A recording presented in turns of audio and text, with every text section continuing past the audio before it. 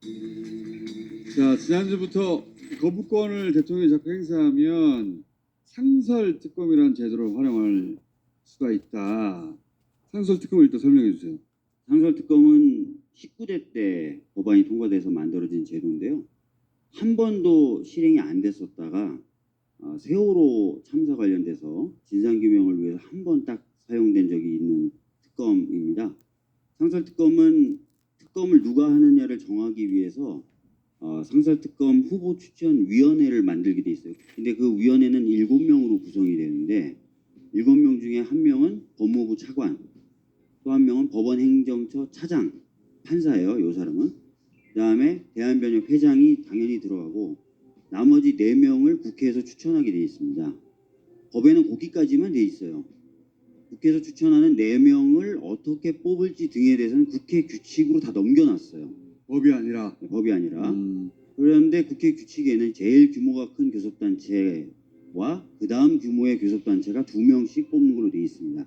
현재대로라면 아까 말씀드렸던 당연직 3명과 함께 더불어민주당에서 추천하는 2명, 국민의힘에서 추천하는 2명에서 7명으로 구성이 되는데 국회가 추천하는 4명의 경우에는 규칙의 내용을 바꾼다면 더불어민주당이 얘기하는 4명, 그러면 4대3 이렇게 해서 위원회가 구성이 된다면 더불어민주당이 추천했던 사람들의 뜻에 따라서 특검을 정할 수 있게 되는 구조가 되는 겁니다.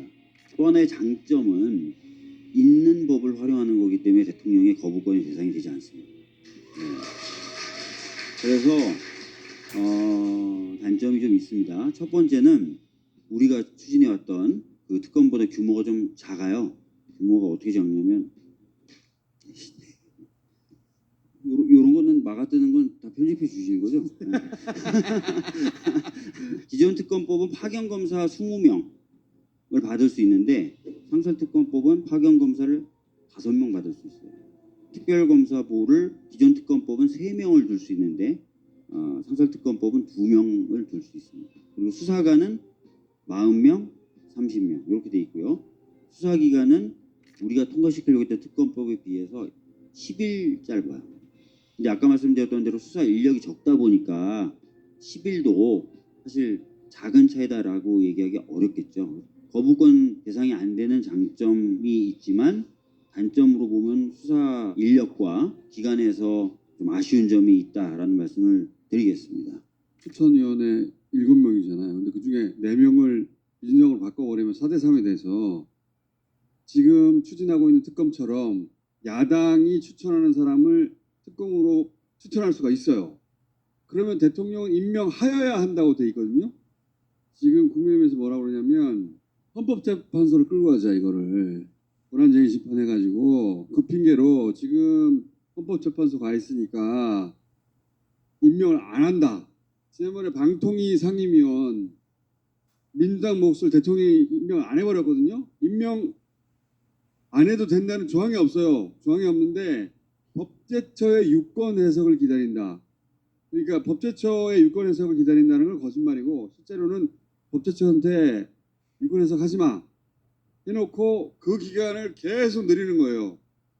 그래서 최민희 의원을 7개월 동안 임명 안 해서 결국은 접어버렸죠.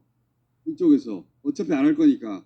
마찬가지로 헌법재판소에 가면 임명 안 해도 된다는 조항은 없는데 그 핑계를 안 해버리는 거지.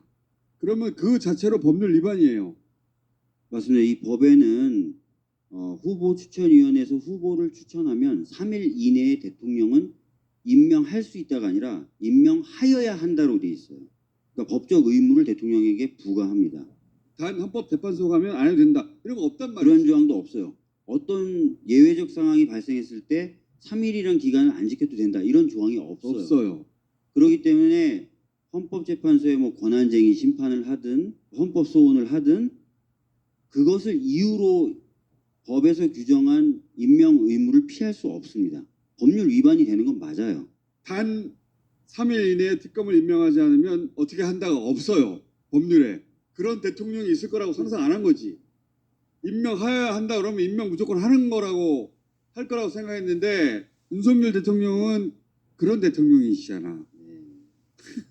법률 위반으로 처벌받게 만들 수 있는데 그거는 퇴임 이후가 된단 말이지. 이 문제가 있어요. 다른 특검 같은 경우에는 법을 만들 때 이 3일 이내에 특검을 임명하지 않으면 후보자 중에 제일 나이 많은 사람을 특검으로 한다. 이런 식의 조항을 넣어둬요. 지금 저희가 추진하려는 특검법이 그런 구조로 되어 있죠. 그렇죠. 이 상설 특검에는 하여야 한다는 의무 조항으로 충분하다고 생각해가지고 하여야 한다고 돼 있는데 안 하는 대통령이 어딨어 세상에. 있네. 이러면 어떡할 거냐. 이 문제가 하나 생겼어요.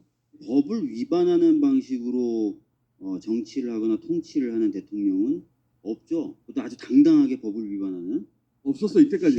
희한한 대통령이 생긴 건데 말씀하신 대로 그럴 때를 대비한 어떤 조항을 갖고 있지 못한 건 사실입니다.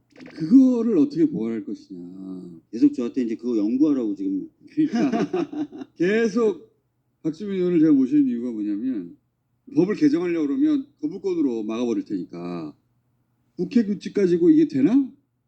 안 될까? 뭔가? 쉽진 않은 건 맞아요. 그래서 우리가 통과시키려고 했던 특검법 이제 제2요구가 왔으니까 무조건 어떻게든 통과시키는 게 플랜 A이자 베스트다. 그 다음에 상설특검법을 활용하거나 아니면은 국민의힘의 전당대회 이후에 뭔가 분열이 생겼을 때 그것을 이용한 어떤 수정안을 발의해서 통과시키는 방법 이런 것들이 될 것 같아요. 우선은 플랜 A를 달성하기 위해서 저희들이 좀 더 에너지를 모아야 될 것 같고요. 그 다음에 이제 플랜 B나 플랜 C라고 할 수 있는 상설특검법들이 가동될 수 있는 조건들을 또 만들어 나가야 되겠죠. 자동으로 임명되는 요수가 있지 않을까? 각 플랜을 성공시키기 위해서는 또 어떤 노력을 해야 되는지 이런 것도 정리를 하고 있어요. 정리되면 곧 원내대표 차원에서 뭔가 좀 발표가 있을 것 같습니다. 네. 지금 윤석열 대통령은 다 거부권 행사할 거거든요. 무조건. 국민의힘 의원 연찬에 가서 여야 합의 없이 통과되는 건 다 거부권을 행사할 수 있는 것처럼 거부권을 광범위하게 행사할 수 있는 것처럼 그거 자체가 좀 되게 위헌적인 발언인데 지속적으로 행사하겠죠.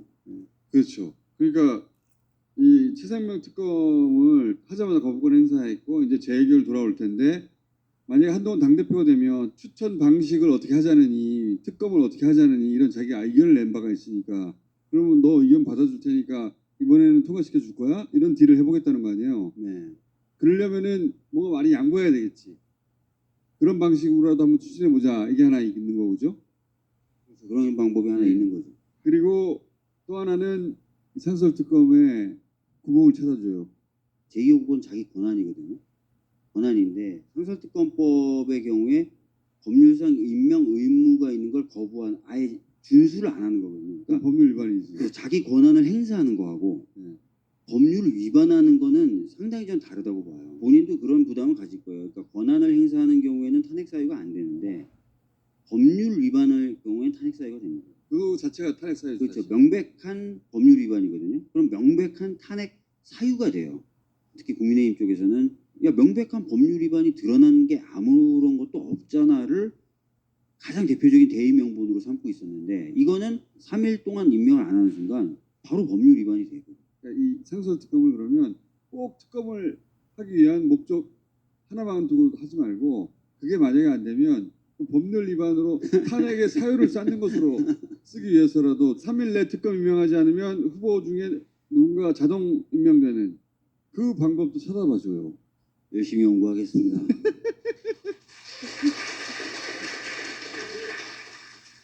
뭔가 방법이 있을 수도 있어. 뭔가 예, 열심히 격주에 한 번씩 내가 찾았냐고 막 괴롭힐 거야. 자 오늘 여기까지 하겠습니다. 알겠습니다. 감사합니다.